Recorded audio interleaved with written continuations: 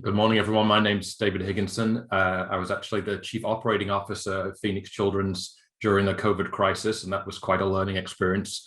I've been at children's healthcare organizations for 25 years and at Phoenix Children's for 10 years, and all of that time the Chief Information Officer and then various other roles within the organization. And we, as a growing children's hospital, have a very keen focus on kind of operations and clinically serving patients. Pretty new hospital. We've only been around 30 years in terms of children's hospitals perspective. That's pretty small.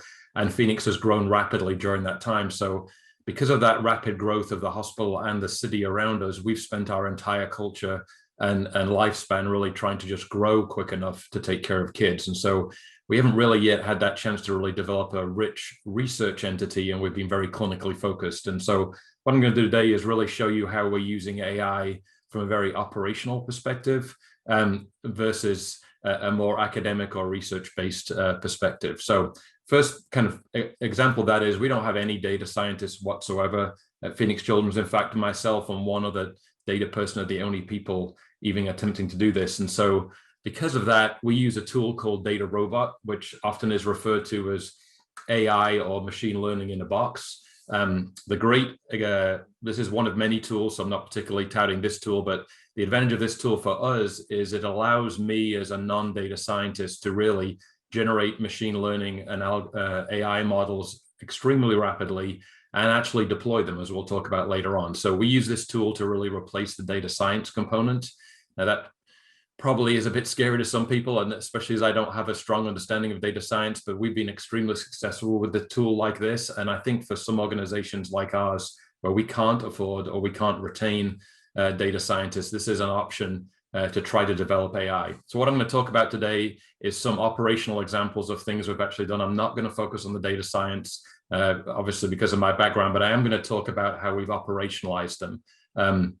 And so I'm going to talk a little bit about a staff tenure model we developed, a model around people being ready to donate to the hospital, some classic examples around volume predictions and clinic no-shows. I'll mention about a secondary diagnosis work we're doing. And another one, a classic example is often brought up as great for AI is who will pay their bill when asked. Turned out when I built this model for our finance department, just flat out not interested at all. So what you've got to make sure is you can have what you think is a interesting data science problem, and then when I actually go to show it to people, zero interest in it whatsoever. And then what I'm not going to talk about is rare diagnosis and imaging AI, because we've decided other people are far better at doing that than we are, and we're just going to let the industry figure that out for us. So let me talk a little bit about staff tenure. So at a children's hospital, especially, retaining staff in critical areas like surgery and in nursing is really important. So we wanted to try to predict when we thought someone might leave ahead of time, and so we could make an intervention. So I was super excited about this, having once been in charge of both nursing and HR. And so my first model, I was so proud of it. We spit out a list of people who our prediction of future tenure was very low, all the way to people who had a very high future tenure. And I thought, oh my God, this is incredible. I'm going to know who's going to quit next week. So I presented this to the head of HR, and the person looked at me and said, okay, well, that's interesting, but what am I supposed to do about it? And it made me really stop and think for a minute. While this may be an interesting science project, I hadn't really thought about what we were going to do. Were we really going to walk up to this person, Megan Krause, and say, hey, we think you're going to quit next week. We'd really like you to stay. So we really had to change our thinking about from being an interesting science experiment all the way to how we're going to operationalize it. So the first thing I did for the HR guy is I showed him a nice tool out of the data science tool that gave us a feature impact. I said, because the first question he wanted to ask me is, what's the thing that makes people quit? And I had to try to explain to him, it's not a single thing, the way that artificial intelligence works. It's a combination of things, a little bit like was mentioned before about black box AI. But people really want to know the one or two things they think are the predictor. So I showed him that, thinking this was going to make a difference. And so you can see here from our model, well, surprisingly, he said, well, that's no surprise to me. How much was the last pay increase as being the highest predictor? That's nothing I didn't know already. The second item was the number of months since the last pay increase. He's like, okay, I get that. Everybody wants to get paid. And so at that point, I think, oh my goodness, this is kind of useless. But once we got into the third and the fourth item down here, The third highest predictor was whether anybody had been asked to work a shift 2 and a shift 3 in healthcare when they're normally a shift 1 worker in the last 3 months. So basically, was someone asked a lot to work an off shift? That was a high predictor of leaving. And you can kind of imagine that, but not something that springs to mind. The fourth one was even more interesting, was how many training courses have they actually completed in the last year? And we found out that people who were disengaged from training were also disengaged with the organization. So that was interesting. So we went one step further because they really wanted something tactical that HR could do. And so with some additional analysis, one thing I figured out was along the path of the prior slide is we were getting a lot of, this is a graph of the reason that people leave and what is the average tenure when they give this reason of leaving. Well, what we found out was the reason of benefits shows up at around about 1 year of tenure at the organization. And we couldn't really figure that out. Why were people quitting, 1 year before? Well, after talking to a bunch of people, we found out that about 9 months after joining the organization, they were excited the first couple of months of being in the organization. It was all new. They were excited about being there. And during that onboarding process, we told them all about the benefits. Well, everything else was so new at the time, they didn't really understand them.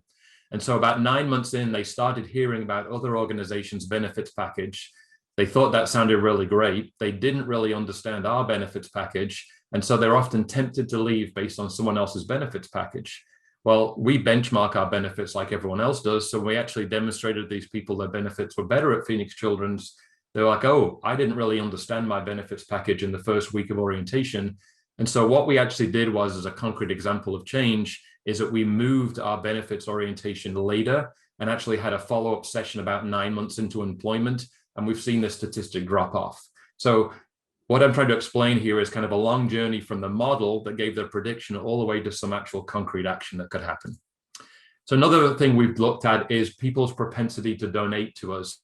And so there are there are actually several vendors out there that will sell as a consultant a model that will tell you when someone's ready to donate. But we figured we could do that ourselves. So we actually built a fairly comprehensive model about who was ready to donate. And then the foundation people said to us, okay, well, how do I use that?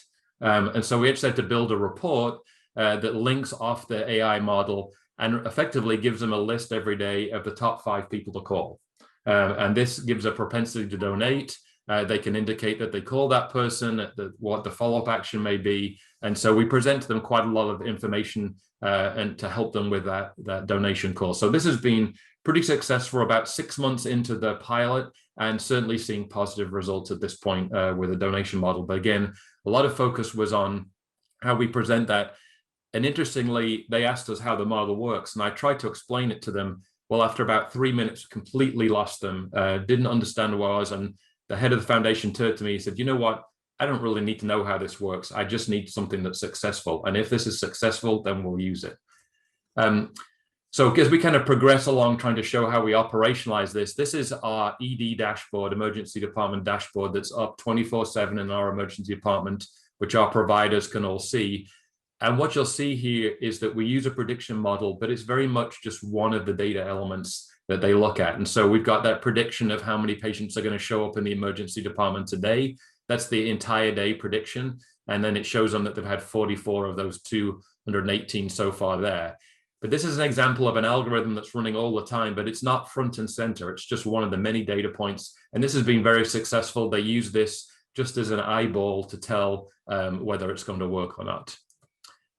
So this is one of the problems in a hospital or in a big facility. This is an empty waiting room, and this can often be caused by patients not showing up for their appointment. As a specialty hospital, we have long waiting lists to see our specialty providers. And so when people don't show up for their appointment, it can be really problematic because that provider is not seeing a patient they could be seeing, but also from a revenue perspective, we're not generating any revenue. And many hospitals or clinics have up to a 20% no-show rate. So 20% of the patients aren't showing up every day, and a 1% change in a no-show rate at our organization can mean $1 million in additional revenue. So there's a big financial impact around no-shows. So this is a common use case that people try and solve with AI, and we certainly built ourselves an AI model that is in use today, and it predicts for a particular clinic on a particular day which patient is the highest propensity to no-show. super interesting. You tell people this, like, oh my goodness, I can't believe you can predict it. We have good proficiency with this model. But then someone asked me, okay, so what do I do about it? Okay, so this top person here has an 81% of risk.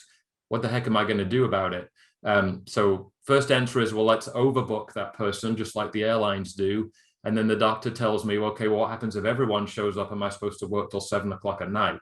I don't have a good answer for that. And so we really struggled with how to operationalize this. But we have a pretty good model now. We do actually put people on a standby list. And so we tell patients, if you want to come in, as long as you realize that if that patient shows up, we may not be able to see you. We sometimes have that for very hard to fill clinics. But oftentimes what this actually triggers is a second personal phone call to the patient, just to try to reach them to say, okay, are you sure you're definitely going to come in? And is there anything we can do to help you get into the hospital? So it really falls down to a call list most of the time to confirm this patient's going to come in. And on a daily basis, I would tell you about 1 in 5 of these patients, we can actually verify that they're not going to show up. So we do make spaces in the clinic. Another way we actually solved this after an initial attempt with AI that failed was we realized what happens in our clinic schedule as it gets very fragmented. So people drop out of the schedule on a regular basis, and those little gaps in the schedule never get filled because it's too hard to call 15 people just to fill one slot. So we actually built a system that text messages people to say, okay, you've got an appointment 3 weeks from now. We have a slot tomorrow. Would you like to skip the line, just kind of like at Disney, and get in front of everybody? And if they accept that over the text message, the switch is automatically made in our EMR. So this is just a slightly different approach, actually being far more successful than the previous one in terms of filling up our schedule and closing all the gaps. So my point here is that oftentimes working with AI can lead you to a different solution that maybe not machine learning based, but it does solve the problem just as well. So one last point here is that while we use machine learning and AI, we probably only do it for about 5% of our data needs. What we're actually far more effective with is using our huge data warehouse and clinical data set to build Power BI dashboards that are specialty focused. And so rather than just being one big dashboard for kind of generic patient information, we've built hundreds of very focused Power BI dashboards using real-time clinical information. And we found these make the most dramatic difference in the way that we take care of patients. And these are very focused dashboards for doing care coordination and tracking of patients in different areas. And this has been somewhat a revolution in the last 2 years in our organizations, with physicians massively changing the way they practice, because now they can look at their populations in one go. And so why AI and machine learning is super interesting, this is actually making far more of a fundamental change the way we take care of patients.